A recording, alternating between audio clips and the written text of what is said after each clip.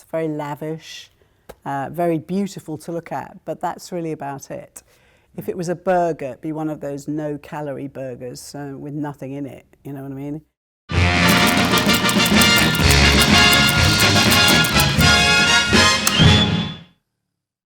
Hello again, welcome back to Talking Pictures. I'm Mary Stack. And I'm Michael Dow. And yes, it's October, so we've got quite a lot of movies to cover over the last few weeks. Because it's October. Because it's October.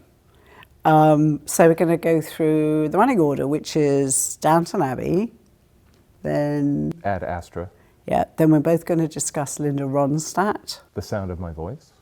The Goldfinch and Luce. Joker. And then we're both going to talk about Judy. So... Ending on a high note. So stay tuned. Okay. We'll try and be succinct today, Mike, right? We're going to be succinct. Sure. As always. As always. But pithy. So Downton Abbey, well, not much of note to say about this film. It is the latest sort of extravaganza from Julian Fellowes. British nostalgia to the hilt. Faultless locations, costumes, it's very lavish, very beautiful to look at, but that's really about it. If it was a burger, it'd be one of those no-calorie burgers with nothing in it, you know what I mean? So I don't know what I was expecting, but it delivered. Yeah. Not much. It looks like a movie that just is what it is. A phrase I hate, but it seems appropriate. Yeah, I mean, it's context. sort of a Disney version of the whole class system, which, and worse than the series. I've watched all the series, and they seem to have a bit more meat. Even the things that could be interesting, like this assassination plot, there's a little kind of homosexual tryst, they're not really explored in any depth, so there's no satisfaction to anything. So the movie revolves around this royal visit to Downton Abbey, and ironically, most of the action is under stairs, and it's infighting and rank pulling between the staff of Downton and the staff that come with the royal household. Mm-hmm. And when I think about Julian Fellowes having written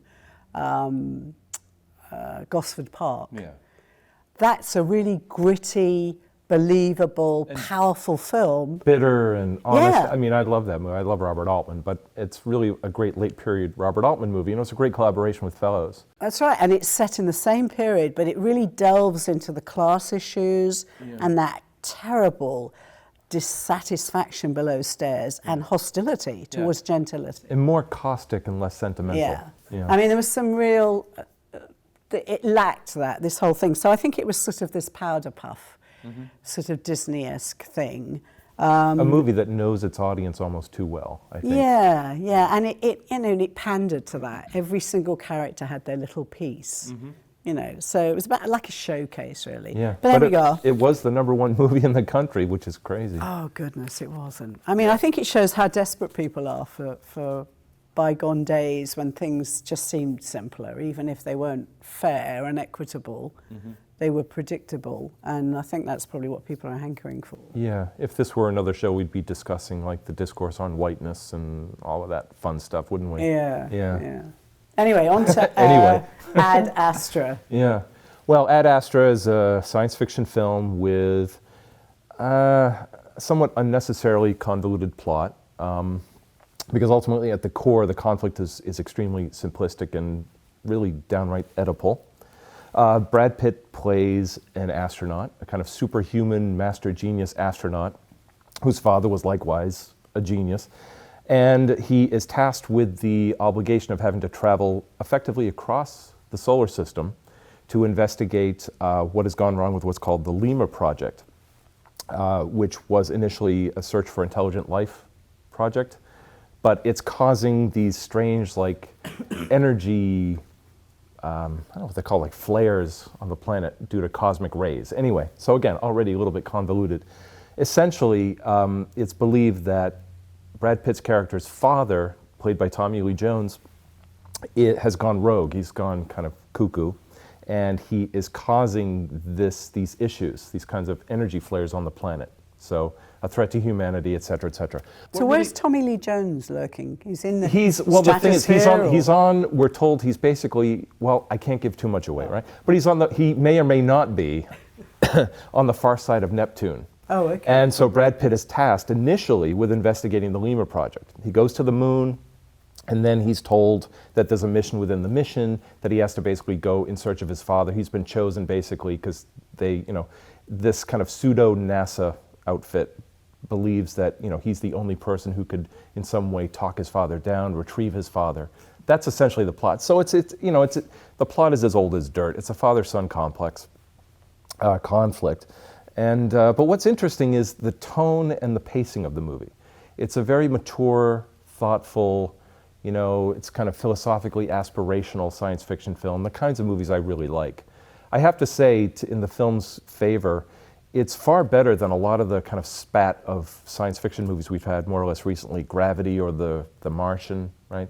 Those films I think they're a little bit pseudo. This one really is going for something on the level of a kind of Kubrickian 2001. That's what I was thinking. Pensive, yeah. Does it get there? No. Does it rely on 2001 too much? Are there too many quotations? Yes. But that seems to be the kind of conflict now with modern science fiction films. There's this idea of like an anxiety of influence. How do you make a science fiction film that pays homage to the iconography of the genre while at the same time being contemporary and fresh? And that's something the film seems to struggle with. But overall, it's highly recommended. Again, if a film is extraordinarily well made and thought-provoking, oftentimes that's enough for me, and this film effectively is that. And what I really appreciated too, it's not really a spectacle movie. There are some moments of action. I mean, there are pirates on the moon, there are killer baboons, see it for that alone.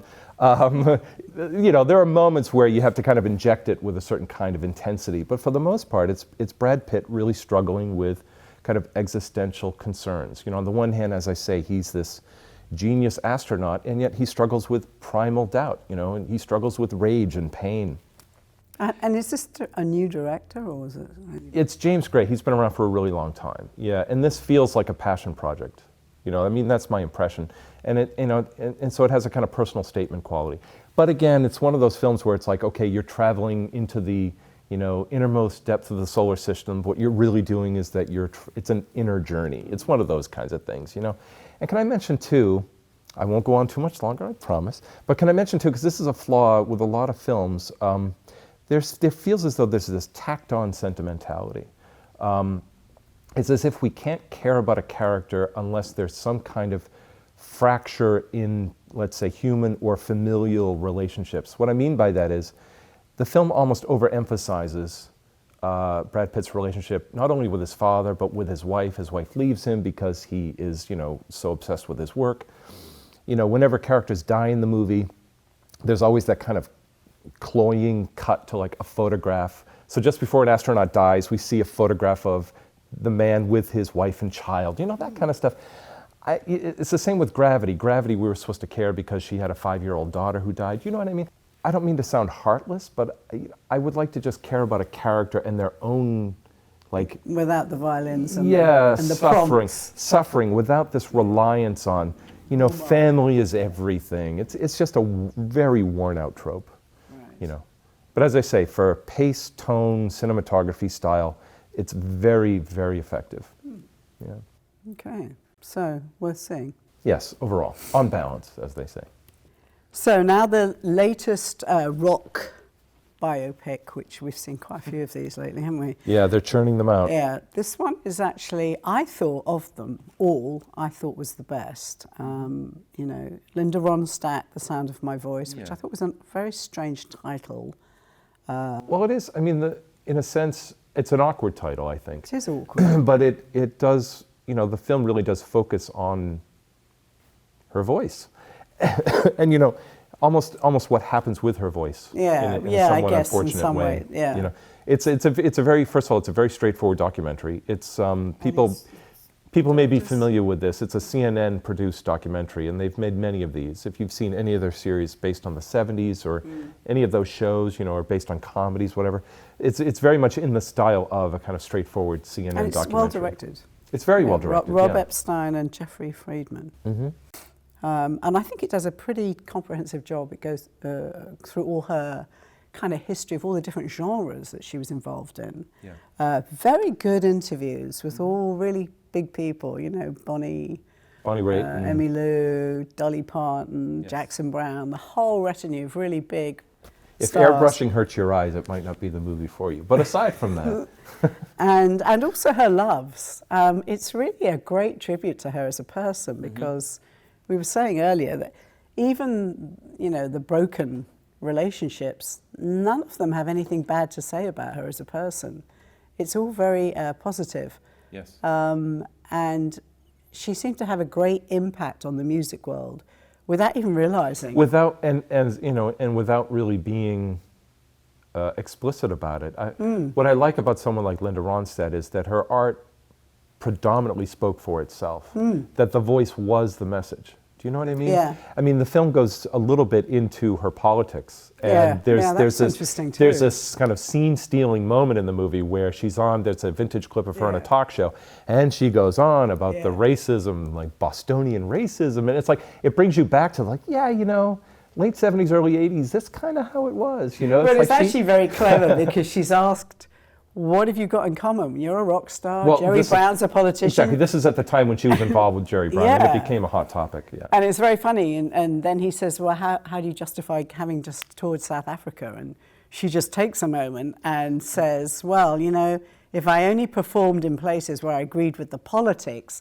And she goes on this incredible monologue. Yeah, convincing. Yeah. Convincing, which, you know, proves that she was extremely plugged in to world events, which makes perfect sense why she and Jerry Brown were so closely aligned. However, And the idea basically was that, you know, if you really have a message or you want to bring something, you know, you have to kind of go into the lion's den. And she would play in these places that would have been considered, you know, politically incorrect. You know, and as I say, it's an argument that you don't typically hear.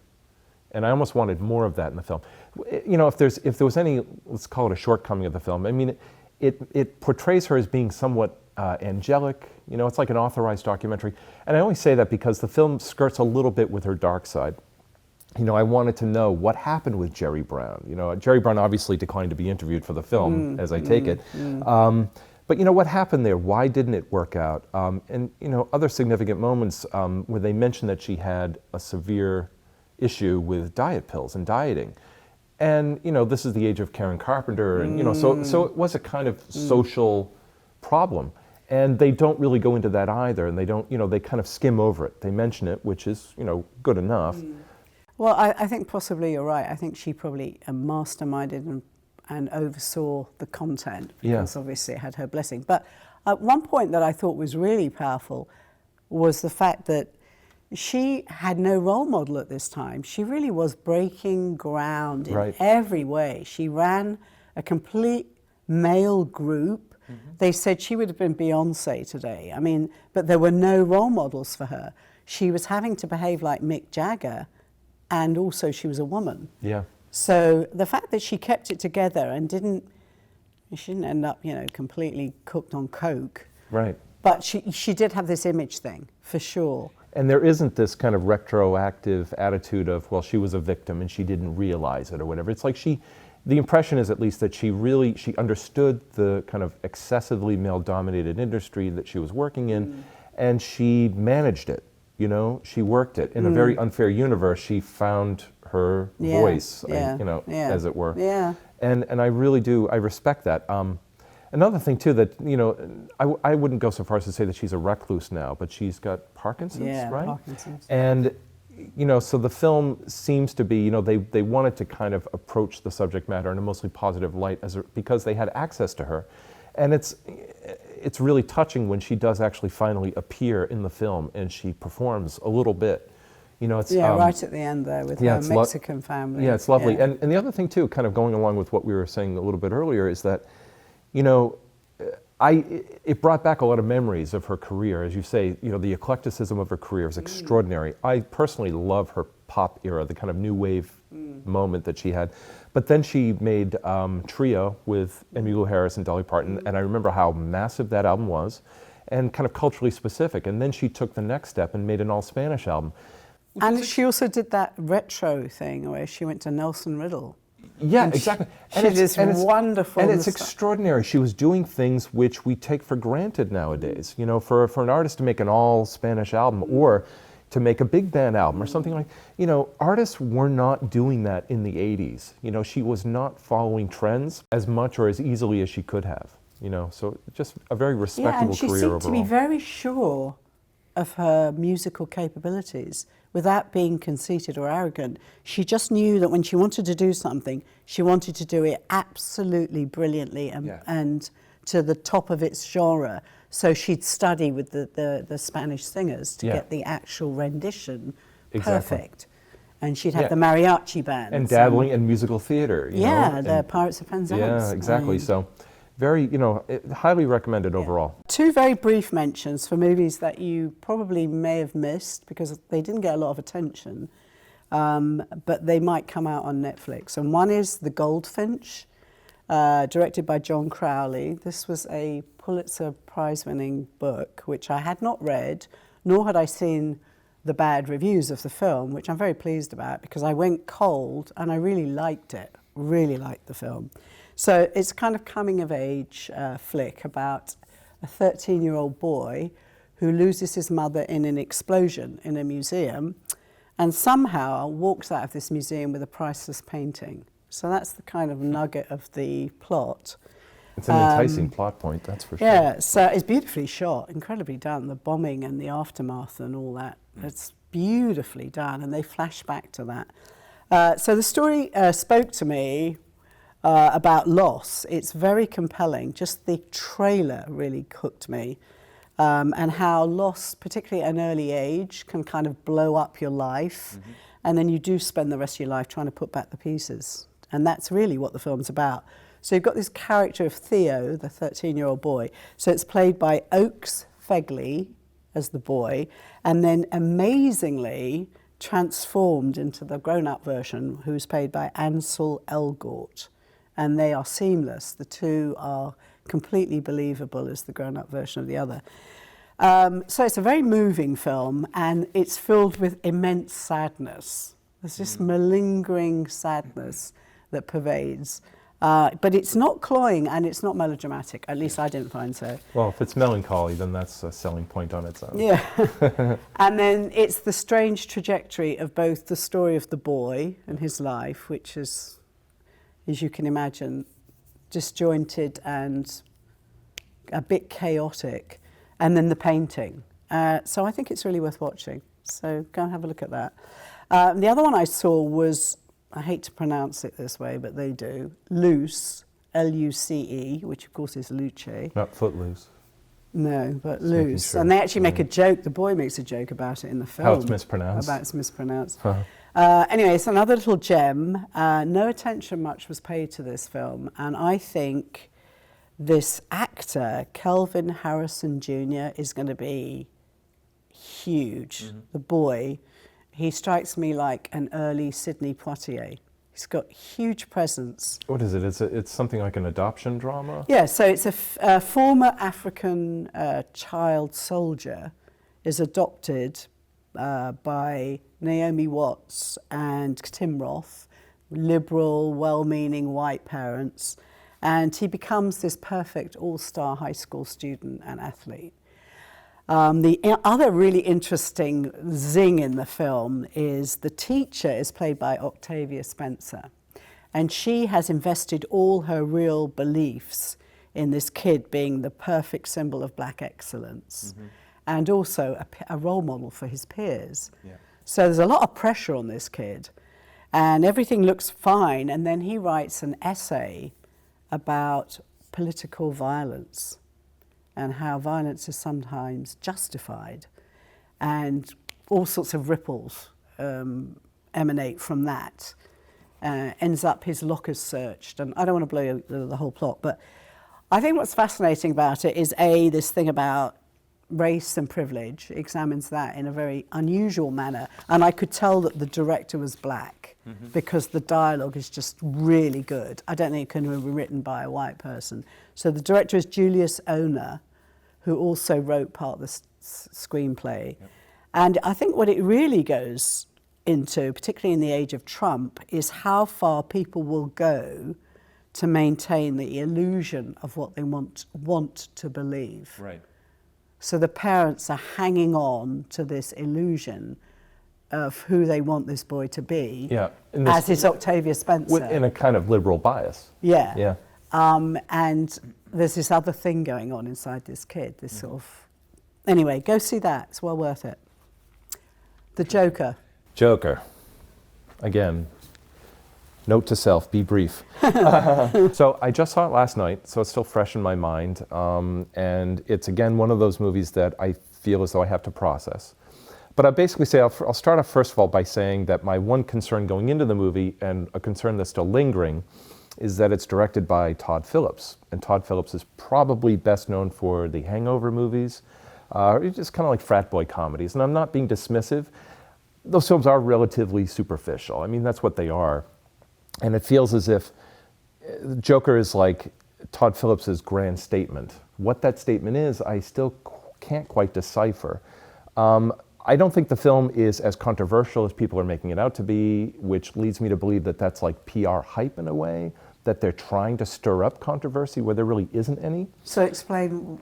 Well, mainly, what the film mainly is about is, Joaquin Phoenix plays Arthur Fleck, who's this loser guy, lives with his mother, and, in a very dystopian Gotham City in the early 1980s. It's clearly New York City, as we know Gotham to be a, thinly veiled metaphor.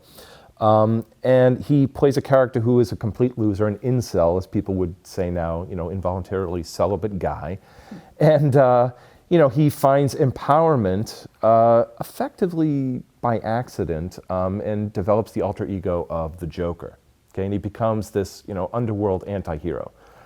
But as I say, it feels as though Todd Phillips is trying to make a grand statement, but I don't really feel he has the gravitas to really pull off a kind of consistent, maybe even coherent message. So you watch the film and you even walk away from it still wondering, so what am I supposed to think about this character? Is it a celebration of this guy? Is it a demonization? Is it a critique? It's a bit of a mess as far as the message is concerned. As I say, I have to kind of sit with it a little bit more. Is it very violent? It's, even there, people are saying that there are scenes of extreme violence. There are one or two moments, honestly.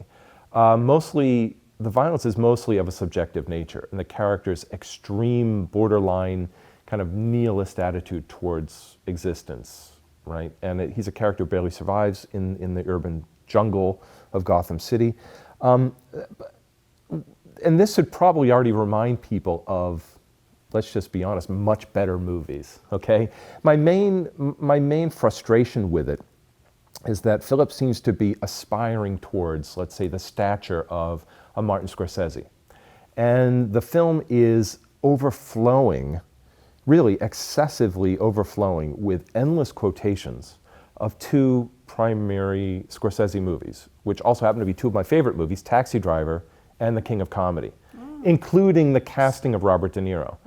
So, and it's funny, I almost always, whenever we do these episodes, I almost always have an excuse to recommend better movies, older, better movies to people.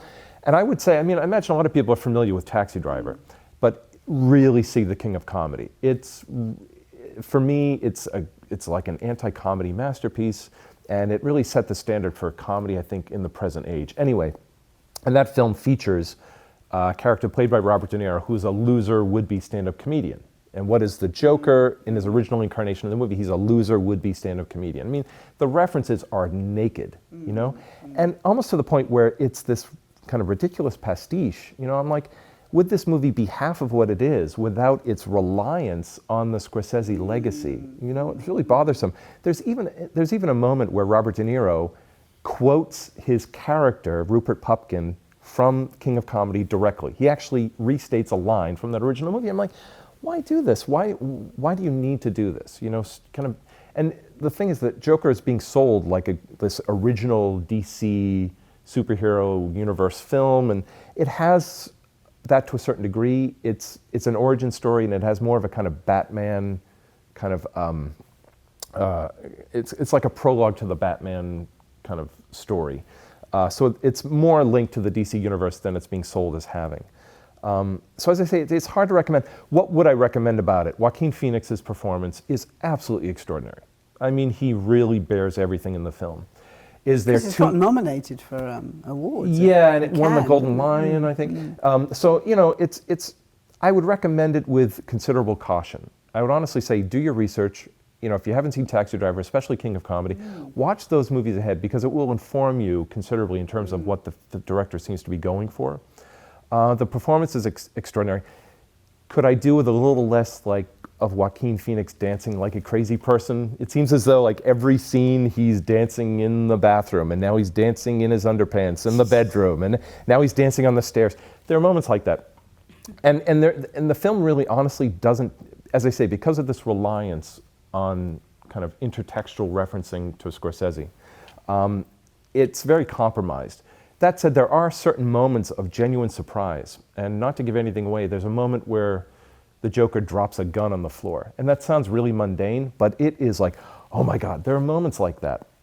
And then there's one other moment where he dances to Gary Glitter's Rock and Roll Part 2 on a staircase. It's a moment that is just euphoric. It doesn't last long enough and they cut away from it. So there are moments of surprise. I just wish it had a lot more of that. I wish it's a film that, strangely enough, I wish had actually taken more chances than it already claims to be taking. Okay, last quick question. Yes, very quick. In terms of the history of the other Batman films and Joker, where does it sit with that? I mean, I honestly, because it kind of drew me back to looking again at Heath Ledger in The Dark Knight, a film, honestly, I wasn't a huge fan of. So, again, I'm probably in the minority in terms of not liking something everyone seems to love. That's what I immediately thought. Yeah, well, I mean, Heath Ledger, again, a naked performance, but more mannered. I felt like Joaquin Phoenix's performance here, in some strange way, is more personal. It's more vulnerable. It's more pathetic, but in a good way. You know, as I say, I wish the film had trusted its own instincts to the extent that Joaquin Phoenix, as a method actor, trusted his. You know, and I'll just say one final thing. The film kind of ends in this unrealistic, apocalyptic way. It has a Day of the Locust kind of ending, which is crazy. You know, it has... Don't tell everything. Yeah, well, the main character is like a Bernard Getz character, if people remember that reference. You know, a pathetic loser who commits murder spontaneously, becomes a cult hero, and then all of a sudden, apocalypse. It's strange, the kind of logical connection between one crime committed early in the film to the city being completely under fire. Just not believable. It's not logically or dramatically structured in such a way where it's convincing. But I liked it. Okay, so something completely different. We both saw Judy, directed by Rupert Gould, who's actually a British theatre director, and, you know, Renée Zellweger, who just nails it. I mean, wonderful, from my perspective, wonderful performance, moving, very moving, witty at times. It portrays Garland as this kind of archetypal survivor who... This is the last chapter of her life where she takes this stint at the London Talk of the Town, really because she's so financially strapped. And the ups and downs of what's involved in trying to perform and see her children. It's the great loss of her life, is not being able to see her children in New York. And this terrible up and down addiction with pills, which is very clearly linked back to the early days when she was MGM, and this was her life. No sleep, pills, not allowed to eat. Yeah, and the film makes that all very clear. It's interspersed with flashbacks to her experience leading up to the production of The Wizard of Oz, and the kind of predatory, extremely predatory relationship she had with Louis B. Mayer. Can I just go on the record? MGM is my least favorite classical Hollywood studio. Just saying. Well, and it's largely due to Louis B. Mayer, Yeah. because they recreate in the film, and it may seem a little extreme to audiences who aren't familiar with Judy Garland's story, but the things he says to her, the obscene things, the allusions he makes. And I assume that this is all on record. It's all true. All of it is true. Well, I mean, again, largely according to her, and she could have she was hyperbolic in many ways in her Yeah. later days. Well, you could look at it both ways. She was either hyperbolic or she was telling the truth. And it was a truth that, it was her truth, as they say. But it was a truth that I think, really It's borne out, by Mickey Rooney it cut to the heart of how the industry really worked and how the moguls in the industry were just out of control predators. And of course, in the Harvey Weinstein era nowadays, yeah, you can see that right it's there. it's exposed in a way to us now, and that was very much obviously concealed 80 years ago, 90 years ago. I guess the question that was foremost in my mind about this whole thing was, we do know that she's had 4 husbands by this point, and gains a 5th in this film, briefly. And that she really, really is devoted to these children that she just can't support and be with, who are the second lot of children. Liza Minnelli briefly wafts in and out. Yeah. She's in her 20s. And these are quite young. These children are like 8 and 11. But you never find out how the mother came to drop her at this studio. She's just at this studio and there's no parental influence or involvement. Right. You're wondering if they were just paid a massive sum of money to go away. Well, the film also shows how she was exploited, not just by the studio system, but really first and foremost by her mother. I mean, you can look at it, she was effectively prostituted to the industry, sold out. And the mother is portrayed, I think, as her mother really was. It may seem, again, melodramatic to people, but her life was, to say it was tragic is an understatement. Yeah. And she had the reason why she had so many marriages, she had a lifelong dependency on men. As a result, she was an abject failure at the art of self-reliance, and the film doesn't shy away from that. A couple of things I liked about the movie. I mean, Renee Zellweger's performance, I think it goes without saying, it's fine. It's And she doesn't ape her at all. at all. No, she just channels what it. I found, the couple of things, and it really could have gone off the rails very easily. She could have really been hammy. And let's face it, Judy Garland was very hammy, So, they could have taken that route, but instead it's a more nuanced performance. It's like half embodiment of, I think, they were really trying to capture the essence of who Judy Garland was, and then it's half interpretation. So you have that overlaying or layering of Renee Zellweger's big comeback, combined with the legacy of Judy Garland. And it's a nicely, finely tuned kind of realization of the character. And it's very much a character study of Judy Garland. It doesn't really go too heavy into the dramatics. It really focuses on her inner struggles and her inner turmoil, which I really found very effective. And there are so many moments in the film that could have been cheesy. There's an extended sequence where she has dinner with a gay couple who adore her. And that scene could have been so cliche. And it isn't. It's very heartfelt. Again, not sentimental. Right? It's very genuine, very heartfelt. And there are plenty of small moments like that. There's a moment in the film where she enjoys a piece of cake. And I was so grateful. Remember that. There's a moment like that. I'm like, I'm so glad that's in there. Those little moments. It's the only time you see her eat in the whole film. Yeah. And enjoy it. And she actually says, this tastes good. Yeah. And she's never allowed to enjoy anything. And you're very aware of that. Yeah. Her whole life has been deprivation to feed something. Some appetite, some studio. To fill that void. It's never been what she needed. Anyway, great film. It could be a standard biopic, but as I say, the degree of intimacy that you feel with the character transcends that. Wow, Michael, that's a quote to walk away with. Yeah, well, when I like a movie, I like a movie. Better than it needed to be. Yeah, right. Whoa. Yeah. Okay, well, on that enigmatic note, we're going to say goodbye for now. It's Mary Stack. And Michael Dow. See you soon.